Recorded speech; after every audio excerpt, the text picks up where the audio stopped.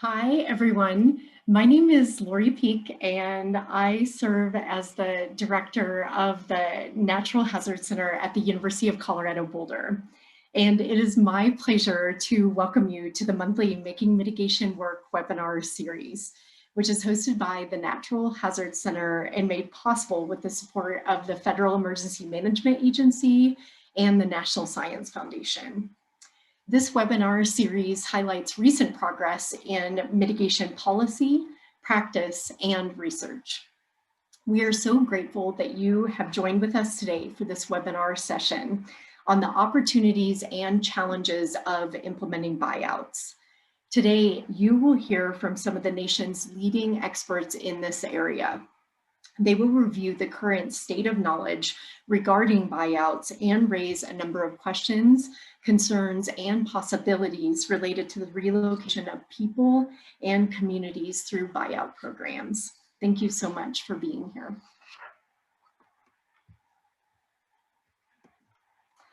A few announcements before we begin the formal webinar presentation. This forum is being recorded. The caption video recording and presentation slides from today's webinar will be posted online at the Natural Hazard Center website, hazards.colorado.edu. This is also where you can find the recordings and supplemental materials from the prior Making Mitigation Work webinars, as well as access to many other free resources. Thanks to a partnership with the International Association of Emergency Managers, we can offer one contact hour of emergency management training through the IAEM certification program. To receive the credit, you are required to attend the entire session today, but trust me, you'll want to be here. Please visit the Making Mitigation Work webpage under the Trainings tab at hazards.colorado.edu for more information. You can contact Katie Murphy at hazctr@colorado.edu for more information on receiving your certificate for attending this webinar today. If at any point during the presentations you have questions or comments, you can offer those either via the chat function or the Q&A box on Zoom. We will monitor the questions in both places as the webinar progresses. And for those questions we're unable to get to, we will share written responses via the Making Mitigation Work webinar webpage. Now, without further ado, I am so honored to introduce today's speakers. Today, you will hear from Alex Greer, who is a newly minted associate professor at the State University of New York at Albany. Vaughn McGee, who is the director of the New Jersey Department of Environmental Protection Blue Acres Buyout Program. Rob Moore, who is a senior policy analyst at the Natural Resources Defense Council. And Elise Savar, who is an assistant professor at the University of North Texas. I hope you will visit the Making Mitigation Work website to read each of the speakers' bios in full. Collectively, they have decades of combined experience in land acquisition, sustainable development, and hazards mitigation research and practice. And it's no understatement to say that their research and practice has helped to move thousands of people out of harm's way. So Alex, Vaughn, Rob, and Elise, thank you so much for being with us today and sharing your insights with us. Alex, I'm going to stop sharing my screen now so you can start sharing yours. Thank you so much.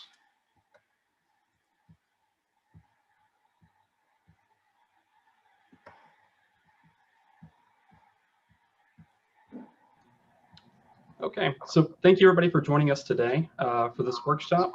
As Lori said, I'm Alex Greer, and I'm an associate professor at the State University of New York at Albany in the College of Emergency Preparedness, Homeland Security, and Cybersecurity. So today what I'd like to do is start off by discussing what a buyout is, then briefly talk about the state of knowledge regarding buyouts. I'll reintroduce our expert panel to everyone. I'll toss them a series of questions to get to know them a little bit better, and we'll close with about 10 minutes of questions from the audience. So buyouts are a hazard mitigation measure that relocate willing residents out of high-risk areas. Participating households are generally compensated with pre-disaster value for their properties, and these properties are held by the community, publicly owned and managed as open space in perpetuity. These mitigation programs are funded through a federal cost share program, So drawing primarily from FEMA's Hazard Mitigation Grant Program and HUD's Community Development Grant Program for Disaster Recovery. While buyouts are just one tool in a suite of mitigation options that communities have available to them, they're becoming the tool of choice for many floodplain managers. And we've seen them in large-scale programs. So after Hurricanes Fran, Floyd, and Katrina, for instance, there were quite a few buyouts, but they've also been used to buy individual homes that had multiple exposures. So they've kind of been used across the gamut. And when you think about them in the larger sea of mitigation measures, they're a fairly drastic measure. We're asking residents to leave their homes. We're asking them to move sometimes outside of their own communities. So what's the draw? So from a resident's perspective, this is often a chance to jumpstart their recovery after a disaster event. Being given pre-disaster value for your home is often appealing to people. It's also an opportunity to relocate to a safer area. It's not always what happens, but it's an opportunity to do that, to get outside of a floodplain or an area that's at high risk for disasters. It also offers residents financial protection against decreased property values, or kind of it lets them avert putting in costly mitigation measures that they may not be able to move forward. From a government perspective, it protects them against costly future losses, kind of take that property out of their risk profile, and prevents costs associated with structural mitigation measures. So for instance, if you move all these homes, you don't necessarily have to put in a levee, for instance. The federal programs provide some basic requirements and funding for local implementing agencies, but these implementing agencies, typically state or local governments, are ultimately responsible for the design and the implementation of individual buyout programs. They do get some guidance from federal partners, but not a whole lot. And so what this leads to is locally designed, implemented, and managed programs that often look quite different when you compare one program to the next, which we'll get into a little bit later. So what do we know about buyouts? This really came at perfect timing for me. I just completed a literature review with Dr. Sherry Bender and Dr. Lisa Savar here on the call. And we were looking at all the studies that were published in peer-reviewed journals that studied buyouts, and we're able to synthesize finding across 58 independent studies. And so what we found was that buyouts, as far as the literature goes, have largely been in use since 1978. Soldiers Grove, Wisconsin was one of the first ones that really talked about in the literature. And then there was a surge of buyouts that happened in the 90s. But as you can kind of see with the graphs we put up here, on the left-hand side, you see buyouts related publications over time. And then on the right, you see publications compared to buyout programs and properties over time. The publications really lagged behind. Pre-2010, there were only 5 empirical buyout studies that we were able to locate. But since then, there's been considerable research done in this area. They've been studying a number of journals that represent a number of fields, including disaster studies, planning, ecology, climate science, sociology, economics, and geography notably. But when we compare the rate of buyout studies to the rate of buyouts, research really lagged behind practice in a lot of ways. So what you'll see on this slide is a heat map that shows the concentration of buyout studies compared to the geographic distribution of FEMA-funded buyout sites. So the gray dots are communities where buyout programs have been implemented, and the yellow and blue shaded areas represent buyout studies implemented at each location. And there are a few elements I want to highlight here. First, flood and hurricane-induced buyouts are the most common and studied in the literature. Second, in terms of geography, buyout studies are really concentrated in a few areas.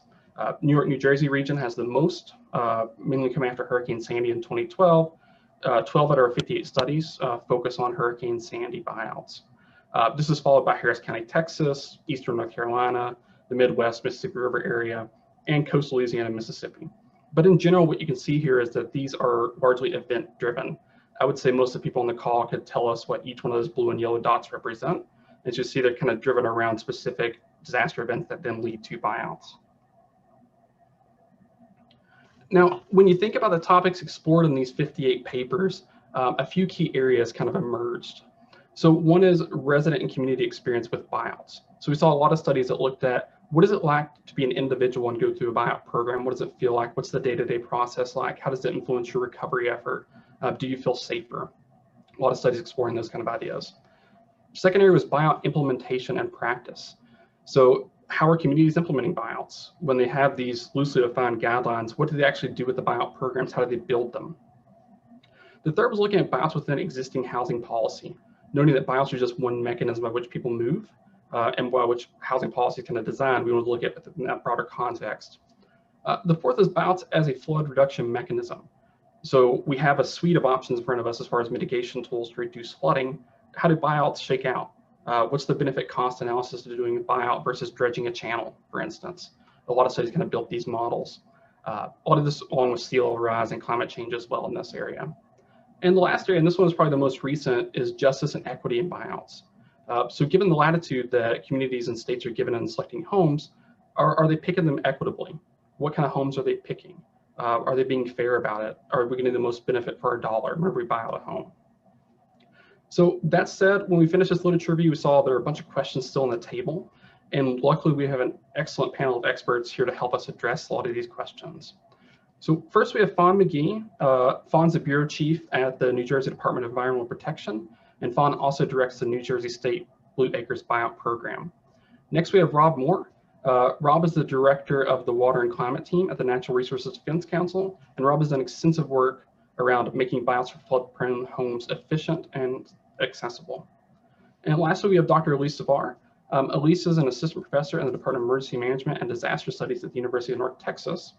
And a lot of Elise's studies have focused on how communities design, manage, and use post-buyout open space, and how communities and households commemorate buyouts as part of their long-term recovery process. So what I want to do now is I want to kind of turn it over to our panelists, and what I'm going to do is I'm going to ask each one of them a question to get you acquainted with their work, and then I'll do some free-for-all questions after that. So I'm going to start with Fawn. Fawn, could you tell us a little bit about your work and what you do with the buyout programs in the state of New Jersey? Sure. Thanks, Alex. As you mentioned, I'm the Chief of Acquisition at DEP, the New Jersey Department of Environmental Protection's Green Acres program. I oversee the green or conservation and blue or flood land acquisitions. They become part of the state system, they become state assets, and they're managed by our state parks, forests, natural and wildlife management areas. Those decisions are focused mainly on Governor Murphy's goals related to climate change, resilience, environmental justice, and of course, our department's responsibilities for natural and cultural resources. Our Blue Acres program started back in '95, state funding only. Our money comes from voters of New Jersey since 1961 for any of our land acquisitions. So in '95, we started with flood buyouts. By 2010, we started to leverage and applied under our first FEMA application, leveraging those federal dollars. And in 2013, we established a statewide buyout program after Superstorm Sandy. From '95 to Superstorm Sandy, we had purchased only about 300 homes. Since Sandy and our program's inception at 2013, we've closed on over 740 properties. So in New Jersey, we're over the 1,000 property threshold of moving families out of harm's way.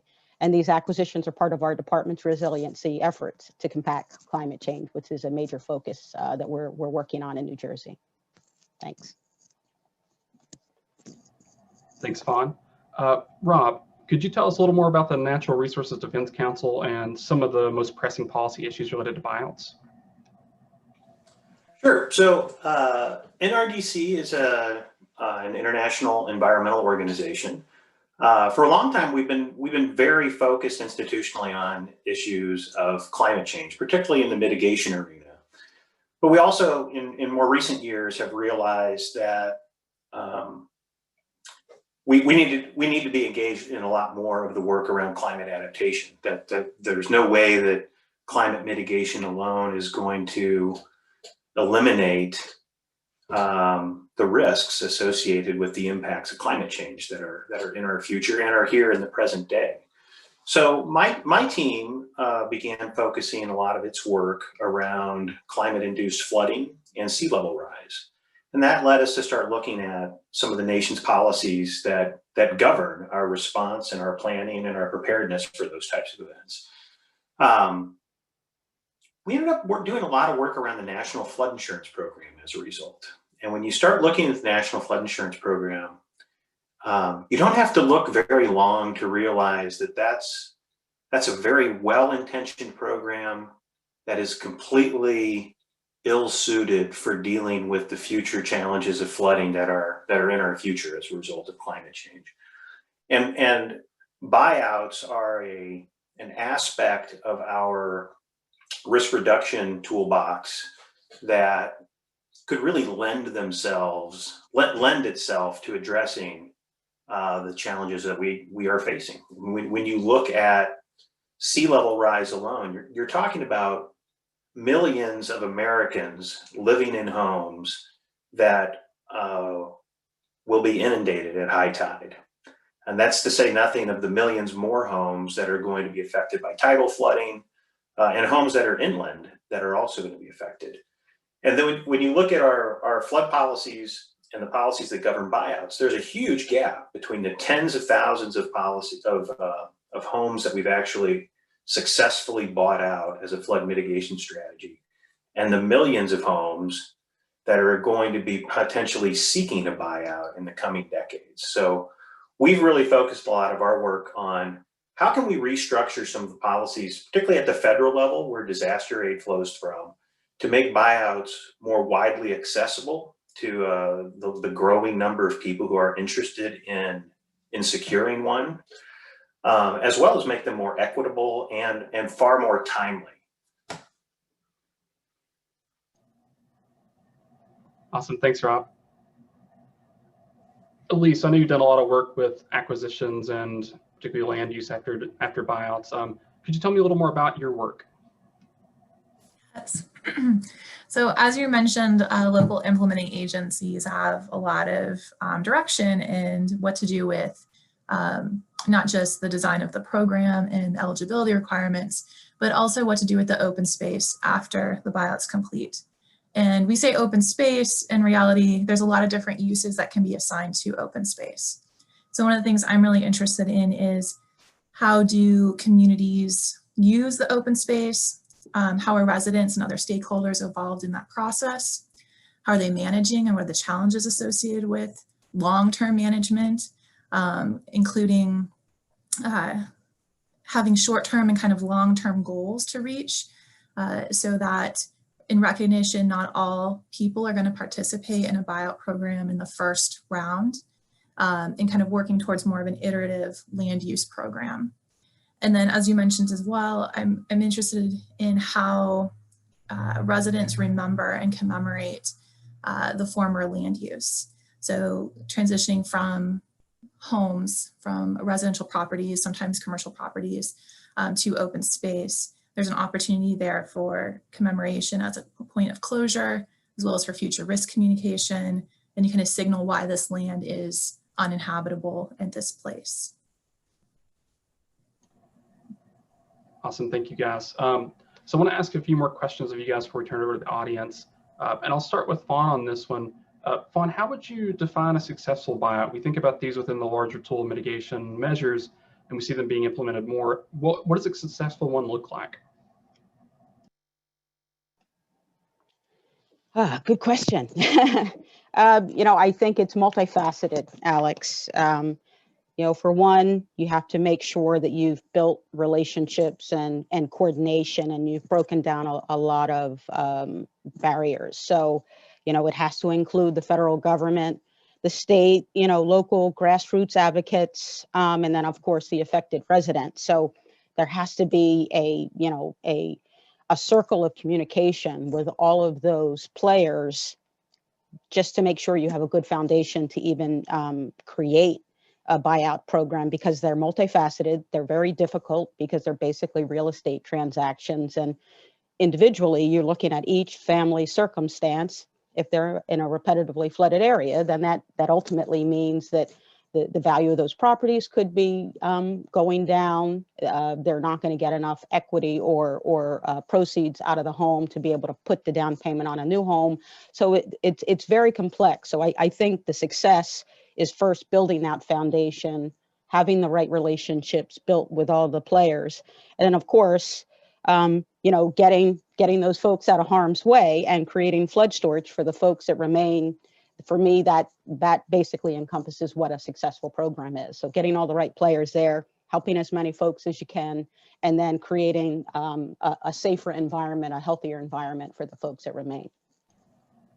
Great, thanks, Fawn. Rob, any other thoughts? Yeah, I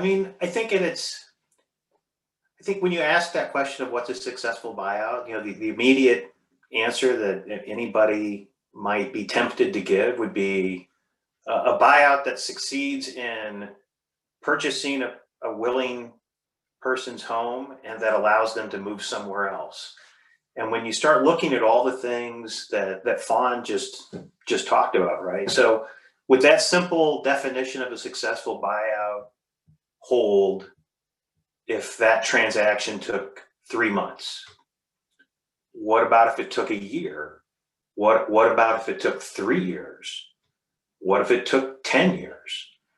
And the sad truth is that, you know, the typical buyout, at least one that's financed using FEMA disaster mitigation dollars, and I think this is probably even true of HUD financed buyouts, although the data there is difficult to get hold of.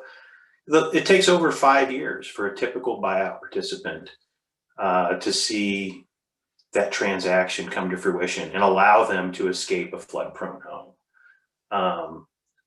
So successes can be really difficult, I think, to define, given some of the constraints that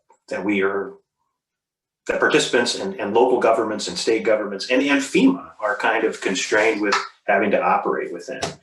I think where we should be trying to get is that buyouts are more easily accessible by homeowners who recognize the situation they're in and the risks and vulnerabilities they face.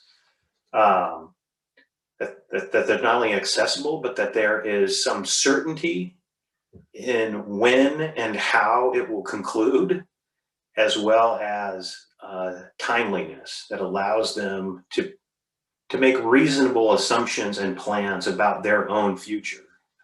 And right now, those are all things that are can be hard to come by when you look at buyout efforts around the country. I think it's a great point. I think with what Fawn said too, that brings to the surface quite a bit that there are multiple stakeholders involved in this process. And if you asked any of them what does success look like, the definition might be quite different. There'd certainly be some overlap, right? But they'd have different definitions of what does success look like, what's the end goal. Elise, what do you think? I agree with the points both Fawn and Rob brought up, but I think we also need to have more support systems in place for communities in terms of the long-term management. For many communities, particularly earlier in kind of the buyout history, there wasn't as much knowledge around how to manage the land long-term. And so many of the early programs do not consider the long-term management in the initial buyout design and implementation. And this is property that a community is left with in perpetuity. And so there's financial ramifications, and there's also opportunity there.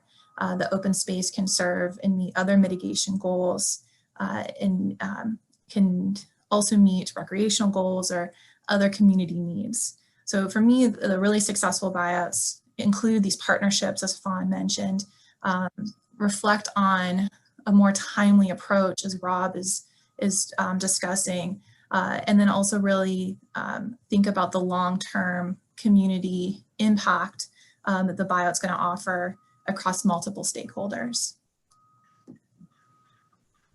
Can I just jump in on that, Alex? I think Elise makes an excellent point. I'm sorry I'm already throwing the panel into chaos and off of our script, but you know, I think the point Elise makes is a really critical one,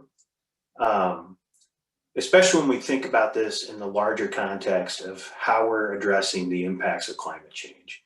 You know, I think I'm certainly as guilty of this as anybody in my own work and in my team's work, but so much of the emphasis of our efforts and focus is on the buyout, on how do you do the transaction that enables that person to leave one place and choose to go to another, because there's just so much that has to go into getting that step done. But the bigger picture is that how does doing that buyout and doing other buyouts on adjacent lands, how does that set a community up for creating a new vision of what that future looks like in that community? You know, how do buyouts become part of a larger vision for not just how we're getting out of one place, but where that community is going to, especially in the face of sea level rise and other climate risks, And how do these buyouts fit into that larger transformation that communities really should be thinking about now? No, I think that's a great point. It kind of sets up for the next thing I want to talk about, because Lisa's talking about post-buyout land use and how we kind of set up communities for future success. If you buy one property in a neighborhood of 300 and you don't maintain it, you don't really gain too much from that, right? Or if you buy half the properties, right? We're still rebuilding utility lines. We're still sending in first responders. So we're in a session about making mitigation work. How do we make buyouts work as tools of mitigation? And I'll throw it to Lise first. So one thing I like to talk about, and usually when I'm learning from communities on their approaches for open space management, is thinking about kind of an interval approach. So maybe you acquire a couple homes in the first round of a buyout, and then several years later, you might acquire more. So your long-term goal might be to convert this land into wetland restoration. And so you have a increase in your ecological infrastructure. You have an increase in your storage capacity. But to get to that point, you have to have some land use ideas in the intermediary time period. And so thinking about maybe it's a pocket park for a few years, and maybe there's some small scale riparian restoration just along the buffer of the river or creek, or however the land use might come out. But thinking about it as a stepped approach. And then to encourage the feedback and the commentary from the individuals who are still living adjacent to that land, and to incorporate their needs and their kind of preferences, because the land uses don't work if they also don't match the aesthetic and the expectations for the residents who still live nearby. And so there needs to be this education that's kind of back and forth, both the land managers educating residents about why they're doing this, and residents educating land managers about what they need or what they value. And so I think that's a really important step in making the mitigation aspect of buyouts even more impactful than the removal of a home or series of homes and the relocation of someone to a less risky area. That's really good. Fawn, you've been running a big program in New Jersey since Sandy, and now we're quite a few years out from Sandy, and you're still doing buyouts. So how can you use buyouts as a tool for mitigation? Well, I mean, Elisa's spot on. I mean, ultimately, our job in the department, we're the real estate agents to create, to buy these properties and create open space. What we found very quickly is with the success of the program in some of these communities, we had these large areas that were going through succession, and it's not pretty. And so, we started to engage with the communities, and basically our real estate program had to build capacity to start to look at what that next phase was supposed to be. And so we've worked with our local universities, obviously the residents that are still in those communities, and private companies throughout the community to come up with the funding. The grad students have designed plans, and we've started to do plantings and restoration projects in a few of our communities. One in North Jersey in Linden City, Union County, a very urban area. We've won an award with one of the restoration projects we did. So, I believe that once the buyouts and the demolitions take place, that's really when we have the opportunity to kind of mitigate the mitigating floods. That's only going to increase. And, Elisa's right.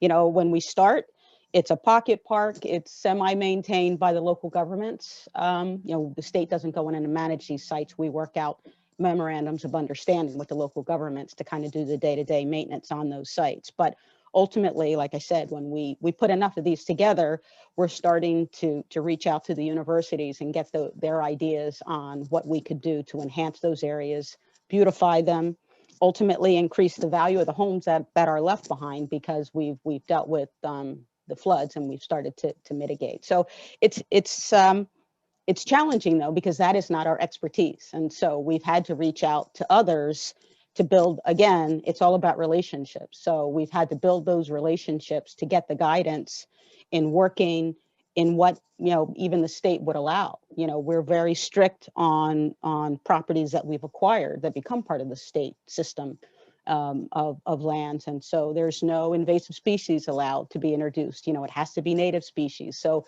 we're very critical regionally on what we want to see. So it's working with the locals on the ground, continuing to work with our experts within the department, and then ultimately trying to find university students that will do a lot of the legwork and plantings as part of their credits.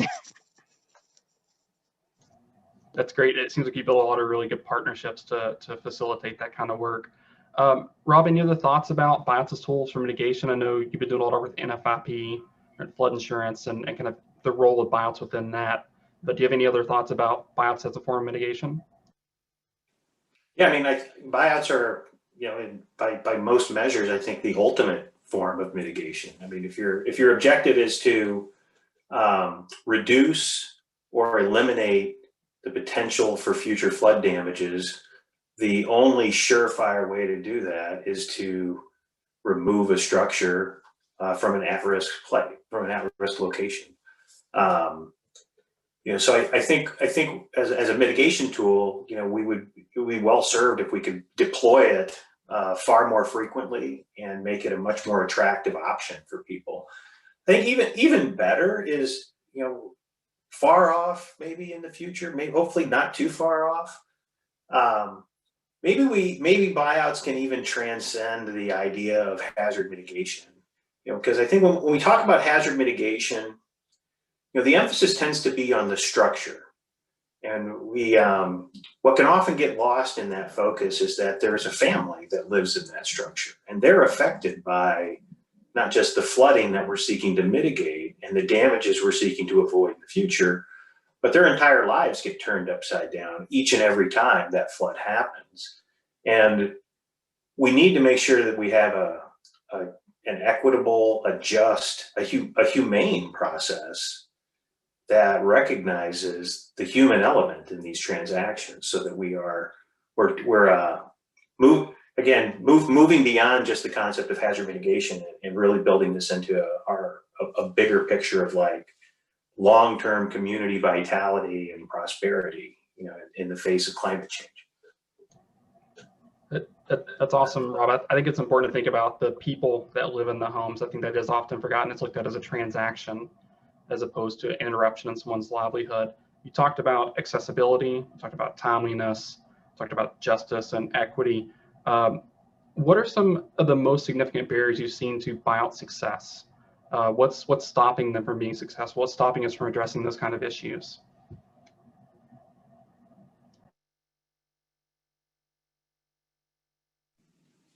We're all burning to jump on that one, apparently. I think there's a lot of different factors. I'll tip my toes into the answer on this first. It can span a range of things. A lot of it comes down to is it something the local community is willing to pursue? You know, there can be a lot of resistance to buyouts, both from community members and from local governments. You know, a local government may see a buyout as, in the short term, as a threat to its property tax base. Hey, if we buy out this person, they're not paying property taxes, and that's money we're not going to receive. And they don't get beyond that point. If they get beyond that, they might think, oh, you know, if we were consciously developing, making sure there was a place for them to go in our community that was safer, it would be a net loss. You know, we would retain that tax base. It would just be generated on a different location. I think there's a lot of other barriers come from misunderstandings by people about what a buyout is and isn't. And there's a lot of history to overcome in that discussion. You know, let's face facts. Government in the U.S. doesn't have, you know, there are some black marks on our record as far as relocation efforts that span the nation's history. I think buyouts they're very different. They can and should and usually are a very different experience than what people think of as relocation. These are voluntary efforts with willing homeowners. And I think sometimes people think that this ultimately is going to end up being something that's an eminent domain decision, which it will not be. And I think there can be some suspicions from people about what's the motivation for government wanting to buy my property out? Is it going to be reused? Is somebody else going to come in here and redevelop it and profit off of my misery and my loss? And those are all things that, you know, we need to be communicating with people about. And I think it really underscores something that Fawn said earlier. You know, the more communication that happens before a buyout is ever put on the table, the better it is for the community itself, and the better it is for the people there, because there's already a common understanding about what this is.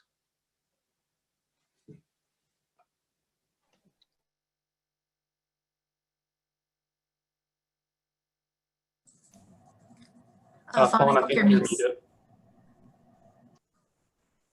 Can you hear me? Can you hear me? Yes, yes. Okay, bravo. Okay. As someone who implements a buyout program, I've got a long list of barriers that are out there. I think, you know, one is perception. You know, I can't tell you how many times I have been told, oh, you know, it's a 100-year storm, you know, it's my kid's problem. It's not going to be my problem. You know, so it's just that clear understanding of what that risk actually is for them, and putting it in plain terms so that they understand it. No one wants to sell their home. No one wants to start over. And so it's very easy to deny what might be coming, you know, as we talk about climate change or sea level rise, you know, 10, 20, 30 years from now. You know, somebody looks at a 30-year mortgage and they're like, yeah, I'm good. I'm good. Like I said, it's not my problem. It's my kid's problem. Rob mentioned it, you know, the loss of that rateable for a community. You know, I've gone into communities and I've been told if I can go in at the end of a cul-de-sac of, you know, 5 or 6 homes that sit, you know, in a wetland area, they tell me that's their library funding. And so they can't do it. I've gone into some towns and they can tell me I can buy only so many homes a year so that it doesn't, you know, take them out of a way to actually be able to budget the needs of the community any given year. So there are a lot of things associated with that. And I think that educating the locals on the CSR program and other things and ways and looking at their emergency service costs versus, you know, what it is to actually lose the rateable of those homes as those property values start to diminish. You know, it's a huge education that is necessary to be out there. But you know, often if a town doesn't sign on because we're not managing lands in New Jersey, it makes it harder for us to help those families without finding someone who can manage those lands on our behalf. You know, when families live in these repetitively flooded communities, their property values go down. And often when we finally get people that are ready to engage with us, we have found that 15% of those families are upside down on their mortgage. And, you know, when you're looking at purchasing clear marketable title with public funds, you know, we had to create a whole process and program to work with the lenders and servicers and Freddie and Fannie to actually negotiate on the homeowner's behalf, just so we could successfully get those 10 to 15% of folks out of the buyout program. So that's a huge one. I think environmental hazards and concerns, often when things are flooded, if they have, you know, oil tanks or those types of things, the federal funding doesn't allow for cleanup when we're looking at hazard mitigation funds that come in either through HUD or FEMA.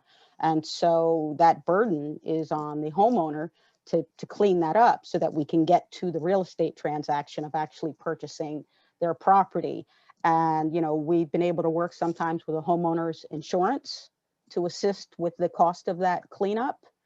You know, they can't afford the deductible. I mean, there are a whole host of things. And I think probably one of the most frustrating things is in New Jersey, at least, we don't have disclosure of flood damage history. And so, you know, I can't tell you how frustrating it is to go into a community and to start to have success. And then all of a sudden, you know, there's a new family in the neighborhood and they think they just got a home cheap. But what they did is they just bought in the middle of a buyout area. And so when we reach out to them, they didn't know. And, you know, I've heard families say, I won't sell my home to another family because it's not right. And then I found others that said, we got to get out of here. And, you know, if somebody else is willing to buy it, they buy it. So I think that if we could get disclosure on the table, I think that at least the buyer beware situation would help alleviate folks going into that, as we know, and we're trying to move families out. That's really interesting. Thanks, Fawn. Elise, any thoughts on that? I'm particularly interested to hear from you too about barriers to high utility land use after a buyout. That we've definitely seen a lot of different land uses in the buyouts we've studied. So I'm curious what you think about that. Yeah, I think it's a really good question. And I have a lot of thoughts on this topic, and I echo a lot of what Fawn and Rob already said. I want to also just, in terms of high utility land use, which is something that would have the potential for providing additional either mitigation services, so wetland restoration, detention ponds, maybe there's a recreational or kind of athletic tie to it. So we see like sport fields. Those are very high utility because they offer more than just, and I don't mean to diminish the impact of removing a structure and creating more storage for water, but it offers even more services back to the community. I often describe buyouts as a high ask. We're asking someone to relocate and to relocate their home, and there's people involved, as Rob and Fawn are, you know, importantly highlighting. And so if there's such a high ask and it's then a kind of a high take, we need to offer high value, so high utility back to the community. Barriers to that, though, I find I've gone into a lot about communities. I talk to residents, I talk to governments, implementing agencies, other stakeholders. There's a lot of mistrust, particularly for communities that maybe have had a history of mistrust based on historical legacies, based on inequities. There can be a lot of deep-seated mistrust between what the program says it's going to do and how it's funded versus what residents think might happen. And so that's a barrier, I think, across all parts of the buyout program, not just with the land use. I think lack of planning ties into that and can tie into that mistrust. So if somebody hasn't been invited to have a seat at the table to talk about what they'd like to see happen on their property when they're no longer living there, or what they'd like to see for the future of a neighborhood that they want to stay in, where half the homes are maybe being converted to open space. There's a sense of mistrust there if those voices aren't included in, if those invitations to the table aren't being extended, and if the room isn't really being made to incorporate those ideas into the discussion. So I'll frame it there. I think there's a lot more, though, around that idea of mistrust and inclusion in the process. That's great. Fawn, I want to start with you on this one. Talked earlier about how floodplain managers are often now turning to buyouts even more so than they have in the past. What's the future of buyouts? What do you see as the future? Well, in New Jersey, I can tell you that we've already seen, our current commissioner has called it, Blue Acres 3.0, because we started out early with state funding, have gone into leveraging federal dollars. And now as we see sea level rise and climate change being a real concern, on our New Jersey coast, we have now a stable source of funding. Governor Murphy appropriated, a line item, amended our constitution to provide a stable source of funding, not just for our conservation acquisitions now, but for our Blue Acre flood buyouts. And so we see, and flood buyouts are now part of the plan into the future. Rob mentioned NFIP. In New Jersey, I can tell you that on a regular basis, I get calls from families that have gotten gotten an increase in their flood insurance. So now they see the difference in what they're going to have to pay. We've seen $3,000, $4,000, $5,000, $6,000, $7,000 in flood insurance costs on top of mortgage and living that starts to make people recognize and realize that they're in a risky situation. And so we have a lot of people that are applying because of NFIP. I think that even though that, you know, I mean, and I'm glad Rob is working on this with his team, because NFIP normally encourages people to kind of stay in place. Elevations have been one of the easier things to do. And it wasn't until Sandy that we really started to see more and more buyouts. But we have communities, great and small, that are coming in still to this day. Just last fall, we had a community that had a 7-inch storm affect them. They waited for federal assistance through a disaster declaration.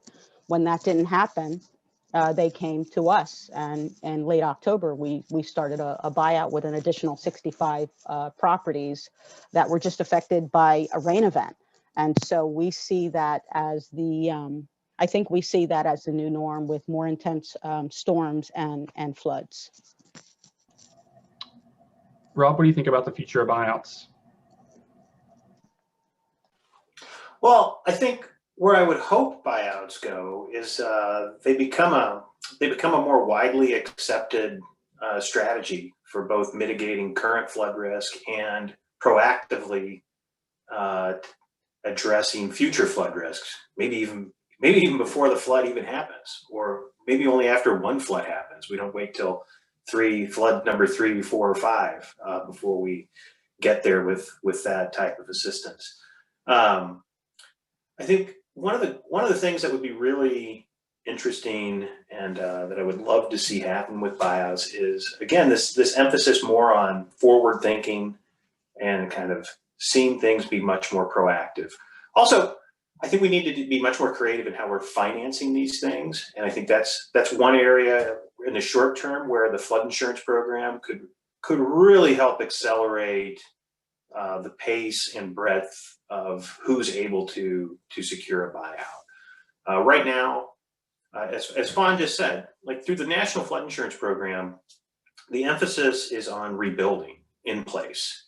If your home is heavily damaged in a flood, you can get additional funding through the flood insurance program to bring it up to a modern code, which usually means elevating the property. But in the long term, for many places in the US, elevating the property, particularly if you're just elevating to the 100-year flood height or a foot above, it's going to be a temporary solution. It might buy you 10 years, it might buy you 20 years, it might buy you more in other parts of the country, but it's not going to keep your street from flooding. It's not going to make you able to get to your home in your car if the street's underwater for a week at a time. Your house may be dry, but you won't be able to either get into it or out of it.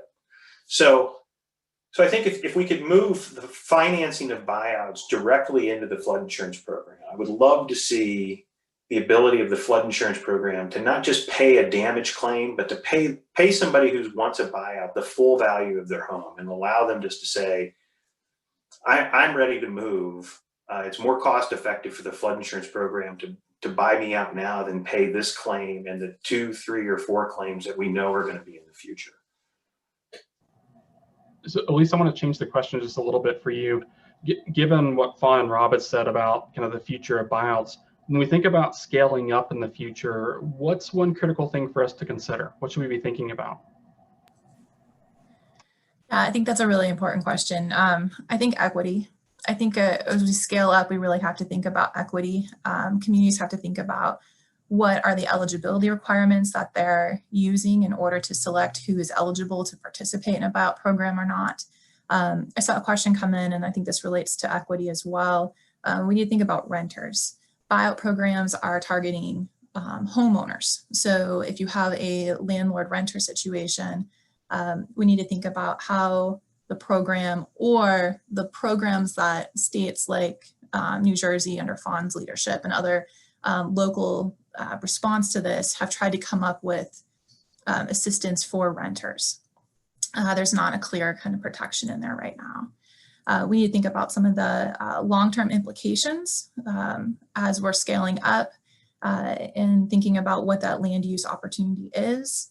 And then I think the big one to kind of focus in on is I suspect there will be a day when voluntary buyouts become mandatory buyouts. I think we're already seeing some inclinations of that from the federal government. And so as we scale up and we're thinking about climate adaptation, a mandatory buyout is much more common in places like Canada. However, we don't have that history in terms of mitigation here in the US. And so I think there's a lot of opportunity there for research and collaboration between research and practice. Thank you guys so much for sharing your thoughtful answers to these questions that we kind of talked about. At this point, I'll turn it over to Lori. I know we have a lot of questions from the audience and some really great ones. I'd like to see us have a chance to address some of those. Lori? Nice. Just first, Alex and Elise, Fawn and Rob, thank you so much for that conversation. It's clear that we really need 2 or 3 hours to even begin this conversation. And you are right, there are a lot of questions and comments that are coming in through the Q&A and chat. And just so all of our participants know, we know we're not going to be able to get through all of these in our time allotted, and we're so sorry for that, but we will send these to the speakers and then we'll upload them to the Making Mitigation Work webpage. And so let's dive in and get through the ones that we can. So the first question came in from Susan Park, and this is actually for you, Alex. Did all the buyout studies that you talked about at the beginning, did they focus on residential buyouts, or were there also some about the buyouts of businesses, commercial properties, et cetera? That's a great question. So our study solely focused on residential buyouts. And honestly, I don't know of any literature that's focused on businesses and buyouts. I know it has certainly occurred in communities, but that's not something I've actually ever come across. Elise, are you familiar with anything on that area? Not solely businesses. You'll see studies that incorporate them in. I saw there was a comment too about like historic preservation. I think there's been maybe like one study done in Canada on historic preservation relocation. So those are definitely avenues we need more work on. And when we talk about communities that are reticent to move, have long histories in areas, and have a lot of attachment to where they live, thinking about businesses and municipal buildings is really important. So I think it's an area that definitely should be given a little more attention. Yeah, thank you. And Alex, that actually moves into the second question, which I'm going to actually point this to Elise. Jasper Cook wanted to know, what do you do when for cultural or other reasons communities don't want to move, or what about when some move and others stay? So there's sort of a checkerboard, and I think this really plays into your work on commemoration and memorialization. So will you take that one, Elise? Thank you. Certainly. I think that's one of the opportunities with commemoration is to recognize cultural or social ties and recognize that place attachment. And that's where commemoration is such an important part of the buyout process, but not one that many communities actually engage with. I've done some work where I expected to find many, at least a plaque, just to say that this used to be someone's home. And there's only a handful of examples from the 1990s when we had thousands, about 20,000 roughly floodplain buyouts. And I think that's a missed opportunity to recognize the place attachment, to recognize the culture. And it also is an important aspect of that risk communication of why people aren't living here now. In terms of the checkerboarding, I think that's where the kind of long-term tiered approach can come in. So maybe somebody might not be interested in participating now, but especially we see this with older residents. Maybe when they pass away, there's a deed restriction. They can't sell the home on the open market. It gets sold to the municipality or state. And you have some land uses then tapered around this long-term development, something we'll do near and then long-term. Thank you. And Fawn, from your direct experience with Blue Acres, did you want to add anything to that question, especially about the checkerboarding, which I know is an enduring concern? Absolutely. I mean, I think that the big thing about buyouts, it's the long game. And so often it's just about working with the families that have had enough and that are ready to move on. We often are in a community 2, 3, 4 times.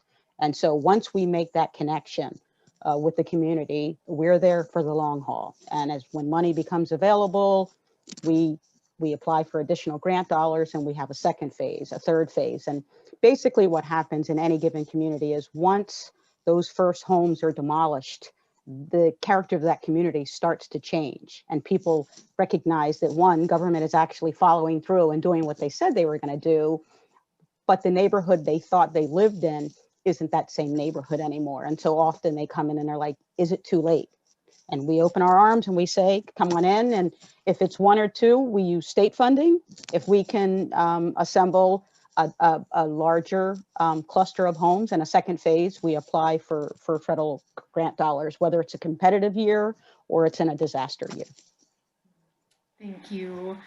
Rob, I'm going to turn to you next because you opened this $1 billion box, and Mike Godfried wanted to know what are the biggest barriers to transforming the NFIP, and what are the successes of the NFIP that can be built upon? And maybe, because that's a big question or set of questions, maybe focusing specifically around buyouts. Thanks, Rob. Yeah, so I think in a big picture sense, one of the hopeful things about reforming the flood insurance program is that it really is one of the few areas of public policy that Congress deals with where there's actual legitimate, genuine, bipartisan agreement about what should be done to make that program function at a higher level. The flip side of that is there is legitimate, genuine, bipartisan opposition to making those changes happen. So the flood insurance debate in Congress doesn't run afoul of the normal kind of partisan bickering that we've come to associate with Congress. It actually looks more like Congress in the old days, where you had people of both parties on both sides of the debate. Anyway, the result is the same though, but there is a lot of interest in seeing the flood insurance program get changed. Especially in the House of Representatives, there's actually been bills that have moved successfully in the last 4 years, both under a Republican House and under Democratic control. So the real problem has been in the US Senate, where over that same 4-year time period, the Senate Banking Committee has yet to bring a bill to committee for markup or debate. The US Senate has really been the biggest problem as far as dealing with the flood insurance program. There are bills that have certainly been introduced, but the Senate just has been kind of missing in action. And hopefully, regardless of what the outcome of the election in Georgia is and who controls the chamber, there's going to be a new interest in the Senate of engaging with the House of Representatives and seeing something happen. What that might mean for buyouts, I think, could be really promising.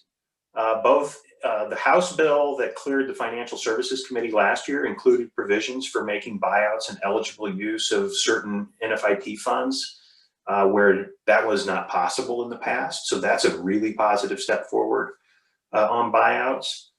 There were also Senate bills introduced. I'm thinking in particular of one Senator Menendez from New Jersey introduced that included similar provisions that could accelerate buyouts and provide new avenues and new funding for doing those. So I am, as I am at the beginning of every new Congress, I am cautiously optimistic that this year is going to be the year. And as a lifelong Chicago Cubs fan, I know that type of perspective will pay off eventually. Well, on that highly optimistic note, I just again want to thank Elise, Alex, Fawn, and Rob we're going to call this the start of what we know is going to be a much longer and more extended conversation. And just thank you so much to everyone on the webinar today for your fantastic feedback, comments, and questions. And again, we'll be following up with written responses to those questions. So in addition to offering gratitude to our extraordinary panel, we again want to thank our partners at FEMA and the National Science Foundation for making this entire webinar series possible. And just before we close, a couple of brief announcements, including remember, if you've been here the whole time, now is your time to follow up and claim your 1 contact hour towards your emergency management training certification with IAEM. So there's information on the screen, and I know the wonderful Katie Murphy's putting that in the chat as well. And then finally, we just, on behalf of the entire Natural Hazard Center team, we want to wish you all a safe and happy holiday. And please know that we'll be back on Tuesday, February 9th at 1 p.m. Eastern to kick off our 2021 Making Mitigation Work webinar series. So we hope you will join us. Please join me in thanking our panel, thanking FEMA, and to all of you, please remember to take care of yourself and others. Have a great day.